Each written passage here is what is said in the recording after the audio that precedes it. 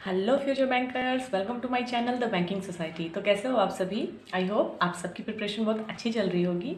और मैंने एक पोल कंडक्ट कराया था अपने टेलीग्राम चैनल पे भी, एज वेल एज मैंने अपने यूट्यूब चैनल के भी पोस्ट में, जो कम्युनिटी पोस्ट होता है, कि क्या आपको डिस्क्रिप्टिव के रिगार्डिंग कुछ प्रॉब्लम्स आ रही है जिसके रिगार्डिंग आपको गाइडेंस की नीड है। जैसे बाकी सेक्शंस तो हम लोग कवर कर लेते हैं, लेकिन डिस्क्रिप्टिव बहुत लोगों को लगता है कि चलो उसको बाद में देखेंगे, प्रीलिम्स के बाद भी किया जा सकता है। बट मैं बताते चलूँ कि इसका भी वेटेज अपने आप में बहुत ज़्यादा है, और कहीं ना कहीं ये भी एक सही बात है कि उसमें भी जो सेक्शनल अगर क्लियर नहीं होगा तो आपका ओवरऑल रिजल्ट नहीं हो सकता है। आई होप इस चीज़ से आपको थोड़ी बहुत जानकारी मिल रही होगी। और if you are a beginner, आपको कुछ नहीं पता है डिस्क्रिप्टिव के बारे में, तो मैं इसके रिगार्डिंग एक छोटा सा ओवरव्यू दे दूँ। देखो, मेंस में जो है, जो सेक्शंस हमारे बने होते हैं, क्वांट, रीजनिंग, इंग्लिश लैंग्वेज जो होती है, ये क्योंकि आईबीपीएस और एसबीआई पीओ में ही डिस्क्रिप्टिव का पेपर आपको देखने को मिलेगा, आरआरबी में ऐसा है नहीं। तो लैंग्वेज प्योरली इंग्लिश में ही मिलने वाला है। सिर्फ आरआरबी का जो एग्जाम होता है उसमें हिंदी और इंग्लिश, दो लैंग्वेजेस में से कोई भी आप एक ऑप्ट कर सकते हो। तो इंग्लिश लैंग्वेज हो गया। इसके बाद एक जीए का सेक्शन होता है, फिर आता है डिस्क्रिप्टिव राइटिंग। वो अलग से सेक्शन बना होता है जिसमें आपको एसे, लेटर, प्रेसिज, ये सब आपको देखने को मिलेंगे। तो इसमें दोनों एग्जाम में डिफरेंट वेटेज है मार्क्स का। टाइमिंग भी उसमें दी जाती है, जैसे सेक्शनल टाइमिंग बाकी सेक्शंस के लिए है, डिस्क्रिप्टिव के लिए भी होती है। जैसे मैं बताते चलूँ, आईबीपीएस पीओ जो है उसमें इसका वेटेज है 25 मार्क्स का। ठीक है, आपके पेपर जो होते हैं उसमें 25 नंबर का आपका डिस्क्रिप्टिव वाला सेक्शन आएगा।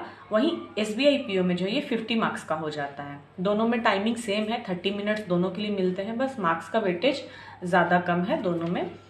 इसमें सिलेबस की मैं बात करूं, ऐसे करना है आपको, लेटर करना है। एसबीआई में शायद प्रेसी भी इंट्रोड्यूस हुआ है, तो वो है मोड जो है एग्जाम का, जो डिस्क्रिप्टिव है। ऐसा नहीं है कि आपको पेन पेपर बाद में मिलेगा, आपको लिखना है, ऐसा नहीं है, आपको टाइप करना है।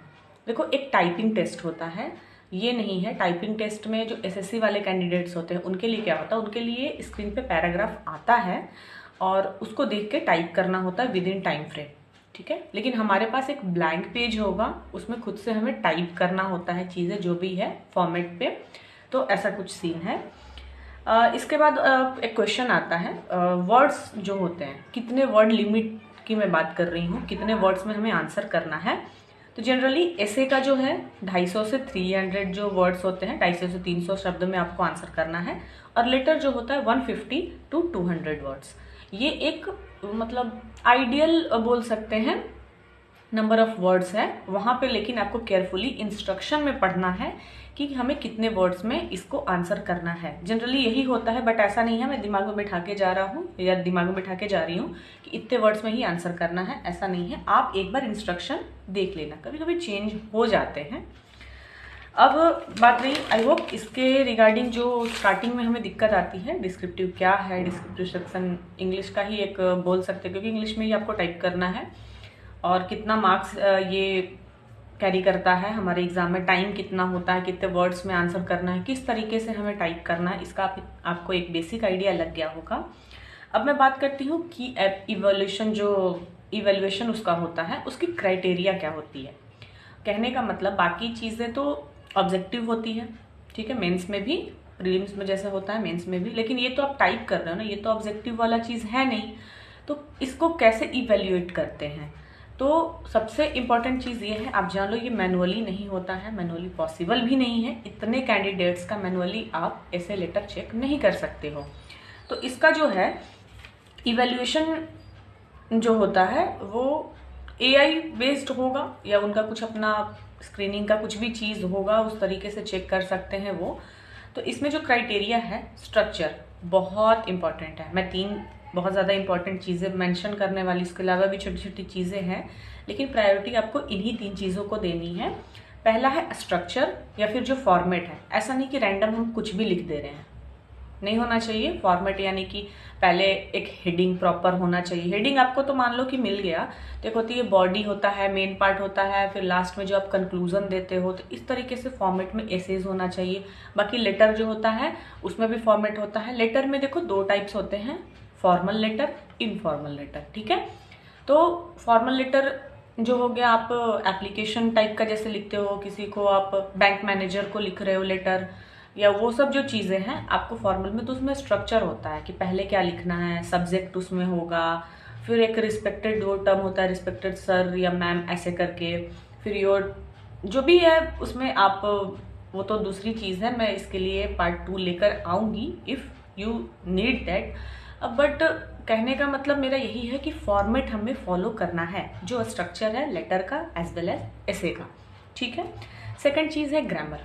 स्टार्टिंग अभी से मैं क्यों ये चीज़ बोल रही हूँ कि हमें डिस्क्रिप्टिव को अपने प्रिपरेशन में ऐड करना है, क्योंकि लास्ट टाइम पे आप पूरा ग्रामर कवर नहीं कर सकते हो, और इसमें जैसा कि मैंने बताया मैनुअली नहीं, जो भी डिजिटल मोड में किसी भी तरीके से उनका एआई मैं बोल रही हूँ, एआई बेस्ड अगर चेक हो रहा है आपका ये वाला सेक्शन, तो उसमें ग्रामर तो वो तुरंत पकड़ लेगा अगर ग्रामर मिस्टेक आपका हुआ। आप तो ग्रामर को छोड़ के चलते हो। बहुत लोगों की इंग्लिश की स्ट्रेटेजी ही पता नहीं किस बेसिस पे बनी होती है कि वो सोचते हैं कि ग्रामर को छोड़ के मैं एग्ज़ाम क्लियर कर सकता हूँ। तो देखो, मैंने प्रीवियस बैंकिंग अवेयरनेस का अगर आपने वीडियो देखा होगा, मैंने उसमें भी ये सेम चीज़ बोली थी कि वही बच्चे ऐसा बोलते हैं कि इस सेक्शन मतलब इस टॉपिक को मैंने नहीं करा फिर भी मैंने एग्जाम क्लियर कर लिया। कितना लोग हैं क्वांट बिना अरिथमेटिक के क्लियर कर रहे हैं। तो इसका मतलब ये नहीं है ना कि क्वांट बहुत इंपॉर्टेंट रोल उनके सिलेक्शन में प्ले कर रहा है, नहीं, वो बाकी सेक्शन से उतना ले आ रहे हैं कि क्वांट में एवरेज भी अगर कर रहे हैं ना एक टॉपिक छोड़ के तो भी हो जा रहा है। तो सेम इंग्लिश में है, बहुत लोग ग्रामर छोड़ दे रहे हैं, इंग्लिश में तो बहुत लोगों का सेक्शनल ही क्लियर नहीं हो पाता है, वो अलग ही चीज़ है। बट मैं तो बोलूँगी अभी से आप क्या करो, अपने इंग्लिश वाले जो टू डू लिस्ट है उसमें डिस्क्रिप्टिव को भी ऐड करते चलो। कुछ ये एक्स्ट्रा डिमांड नहीं करता है, तो मैं आगे इस वीडियो में बताऊंगी क्या है कैसे है। तो इसमें की फीचर आपको क्राइटेरिया, एक ग्रामर को ध्यान रखना है। पहला मैंने बताया स्ट्रक्चर या फॉर्मेट, वो ज़रूरी है। सेकेंड है ग्रामर। थर्ड है वोकैबुलरी। ऐसा नहीं है रैंडम कुछ भी वोकैब आप यूज़ कर रहे हो, और ये भी नहीं है कि अगर आप टफ वोकैब यूज़ करोगे तभी आपको ज़्यादा मार्क्स मिलेंगे, ऐसा कुछ मैंडेटरी नहीं है। आपका बस कॉन्टेक्स्ट सही होना चाहिए, आपका फॉर्मेट सही होना चाहिए, ग्रामर एरर्स कम से कम करना है। ऐसा मैं भी नहीं बोल रही हूँ कि बिल्कुल ही आपसे नहीं होता है, मिस्टेक हो जाती है एग्जाम प्रेशर में या जो भी, लेकिन कम करना है, ठीक है।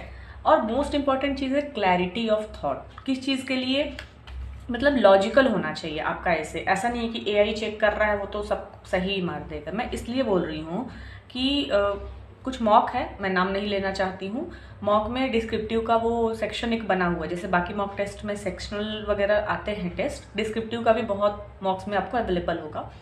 उसमें आप हेडिंग आपको मिला है उसको टाइप करना है, जैसे वहाँ एग्जाम में मिलता है, यहाँ भी आप टाइप कर रहे हो, बट आप उसमें कुछ भी लिख रहे हो ना, बस आपका वोकैब सही है, बस आपकी ग्रामर सही है, तो भी आपको मार्क्स दे रहे हैं। मतलब 10 मार्क्स का अगर वो क्वेश्चन है तो 6 to 7 मार्क्स इजीली दे रहे हैं। वहाँ एग्जाम में ये चीज़ नहीं होगा कि आप कुछ भी, आपको पॉल्यूशन पे पूछा जा रहा है तो आप क्या बोलते हैं, दूसरे टॉपिक कुछ भी इन्वायरमेंट पे आप लिख रहे हो, उसमें पॉल्यूशन का 1-2 वर्ड डाल दे, तो ये नहीं होना चाहिए। या फिर कुछ स्पेसिफिक चीज़ का बोला जा रहा है, आप उसको छोड़ के दूसरे टॉपिक पे आप आ गए, इलॉजिकल थोड़ा सा लग रहा है, तो वो मार्क्स कट हो जाता है। जो कि मॉक्स ये चीज़ प्रोवाइड नहीं कराता है, तो ये लोग मिसगाइड हो जाते हैं इस चीज़ से। तो आपको ये चीज़ ध्यान रखना है। 2 की पॉइंट्स मैं बताना चाहूँगी।